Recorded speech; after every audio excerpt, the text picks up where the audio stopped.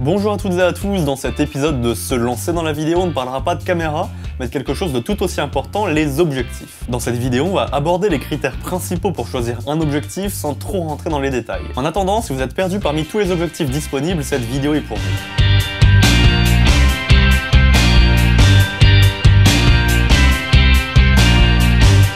Commençons avec le point primordial dans le choix d'un objectif, sa longueur focale. La longueur focale d'un objectif, en gros, se traduit par l'angle de vue, le taux de zoom qu'un objectif a.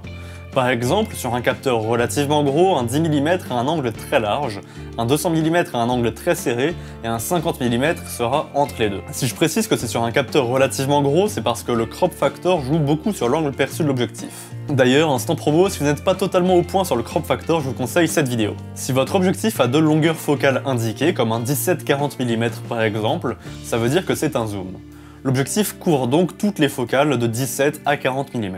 A l'inverse, si votre objectif est un 50 mm, c'est une focale fixe. Ça veut dire que l'objectif a un champ de vision fixe, on ne peut pas zoomer ou dézoomer. Du coup, vous allez me dire que les zooms c'est mieux vu qu'on peut faire plus de choses avec. Ce qui est vrai, hein, un zoom c'est plus polyvalent. Mais du coup, comme il est plus polyvalent, il sera souvent aussi moins performant qu'une focale fixe, surtout à des prix similaires. Mais il ne faut pas que vous pensiez qu'une focale fixe réduit votre marge de travail et restreint vos possibilités. Beaucoup de photographes aiment dire que les focales fixes nous forcent à bien penser nos cadres. Et l'explication est assez simple, on cherche à se déplacer plutôt qu'à zoomer. Certaines personnes, surtout les débutants, ont tendance à faire un simple coup de zoom quand il faut isoler une partie du sujet, là où avec une focale fixe, on est vraiment forcé à bouger pour chercher le meilleur angle. Après, si vous achetez un boîtier avec un simple 50 mm, vous allez probablement assez vite vous sentir limité dans votre travail. Et si vous voulez éviter de vous retrouver avec une collection de 6 voire plus focales fixes, avoir un zoom ça peut être bien. Et c'est pour cette raison que quand il est bien utilisé, un zoom peut être très pratique. Je cherche juste à vous dire qu'il ne faut pas avoir peur des focales fixes, tout comme il ne faut pas détester les zooms. Ça dépend juste des situations. Passons maintenant à un autre point majeur dans le choix d'un objectif, son ouverture. L'ouverture est notée F sur quelque chose. Par exemple f1.8 ou f5.6. Ce chiffre désigne tout simplement la quantité de lumière maximale qui peut entrer dans votre objectif. Plus le chiffre est petit, comme f1.8, plus l'objectif captera de lumière. Donc, dans des situations de faible luminosité, votre image sera plus claire, et vous aurez donc moins besoin de compenser en montant en ISO. A l'inverse, si votre objectif est à f8, il captera beaucoup moins de lumière. Ça peut être bien en conditions de forte luminosité par exemple. Mais une autre chose très importante est que l'ouverture a un impact direct sur la profondeur de champ, c'est-à-dire le flou en avant et en arrière-plan de votre image. Si le chiffre est petit, à f1.8 par exemple, la zone de netteté de votre image sera petite, donc il y aura beaucoup de flou, alors qu'à f8, une grande partie de votre image sera nette. La très grande majorité des objectifs n'ont pas une ouverture fixe, c'est-à-dire qu'on peut fermer leur diaphragme, et l'ouverture minimale va dépendre de votre objectif. Certains vont à f16, d'autres jusqu'à f32, et pour des raisons que je n'expliquerai pas ici, il faut savoir que si on ferme son objectif après f11 environ, le piqué de notre image va commencer à se dégrader. Les objectifs zoom pas chers ont souvent une ouverture glissante. Sur un 18-55 par exemple, il est écrit f3.5-5.6.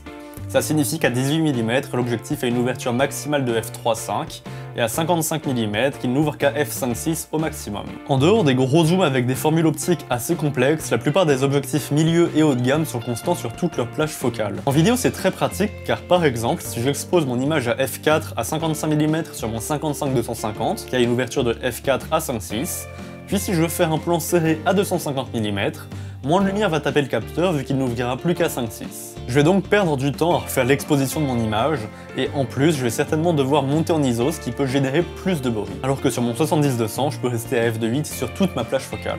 Passons maintenant à un autre point, plus utile en photo qu'en vidéo, l'autofocus de votre objectif. Bon là c'est assez simple. Un objectif avec un très bon autofocus fera le point plus rapidement, plus silencieusement et potentiellement plus précisément, surtout en conditions de lumière difficiles. Après, il faut bien sûr qu'il soit couplé avec un boîtier qui dispose d'une mise au point performante. Pour du vlog par exemple, il est préférable de choisir un objectif qui fait le point silencieusement. Mais s'il n'est pas couplé à un appareil avec une bonne mise au point automatique en vidéo, ça ne sert à rien. Quelque chose maintenant qui est surtout pratique en vidéo parce qu'on a tendance à travailler en manuel, c'est la qualité des bagues.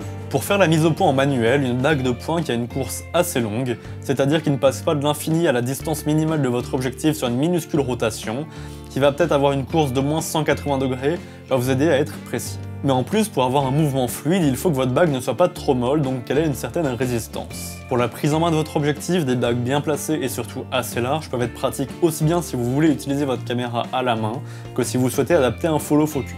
Les objectifs dits cinéma ont d'ailleurs la particularité d'avoir des bagues crantées. C'est horrible pour faire le point à la main, mais si vous voulez adapter un follow focus, ça permet de le faire directement sur l'objectif. Une autre spécificité des objectifs cinéma est leur bague d'ouverture décliquée. Oui, une bague d'ouverture. Maintenant, la plupart des objectifs photo gèrent l'ouverture à partir de l'appareil, mais sur des objectifs manuels, on peut retrouver une bague d'ouverture pour contrôler le diaphragme à partir de l'objectif. En soi, ce n'est pas très utile, sauf quand cette bague est décrantée. Une bague d'ouverture décrantée permet tout simplement de pouvoir changer de façon fluide l'ouverture de votre objectif, là où un objectif photo change son ouverture par palier. Par exemple, pour passer d'un extérieur à un intérieur, ça peut être très pratique. On en a déjà rapidement parlé avec les caméras, donc je vais pas m'attarder là-dessus, mais la stabilisation d'un objectif peut être très importante. Même si quasiment toutes les séries cinéma ne sont pas stabilisées parce que sur le tournage d'un film, on a plein d'autres moyens bien meilleurs pour stabiliser son image, en situation un peu plus run and gun, c'est vachement pratique. Ça vous permet d'aider la fluidité de vos mouvements de caméra et donc de masquer des petites imperfections lors de panoramiques ou de travelling. Et surtout avec une caméra à la main ou sur un petit monopode, ça aide pas mal à compenser des petits à-coups. Bien évidemment, le confort et l'encombrement d'un objectif sont deux points à prendre en compte lorsque vous voulez vous en procurer un. Et ce que j'entends par confort, c'est tout simplement la prise en main de l'objectif. Est-ce que les bagues tombent bien sous la main? Est-ce que les boutons sont bien placés? C'est des questions comme ça qu'il faut vraiment se poser. Pour l'encombrement, il faut vous poser des questions sur le poids et la taille de l'objectif. Parce que si vous prenez un 70-200 2.8 alors qu'un f4 suffirait, que ça soit en termes de place dans le sac ou de poids sur le dos, ça serait assez dommage. Et c'est exactement pareil pour la question des focales fixes par rapport au zoom. Pensez vraiment à votre envie de vous traîner ou non une énorme valise bien lourde pour chaque tournage.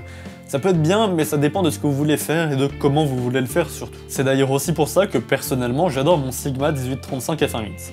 Un seul objectif, très polyvalent, c'est plus simple à transporter qu'une collection de focales fixes, et même s'il est assez lourd, je n'ai qu'un seul objectif à transporter, avec lequel je suis sûr de couvrir un minimum n'importe quelle situation. Voilà tout pour cette vidéo, si vous avez n'importe quelle question ou suggestion, l'espace commentaire est là, sinon pensez à l'aimer, la partager, vous abonner si elle vous a plu. Cette série demande pas mal de travail, et si elle vous plaît, n'hésitez vraiment pas à me le dire, et surtout à la partager. On se retrouve bientôt pour une vidéo qui parlera plus en détail des paramètres techniques des objectifs bons à savoir tels que le piqué, la transmission ou bien la diffraction.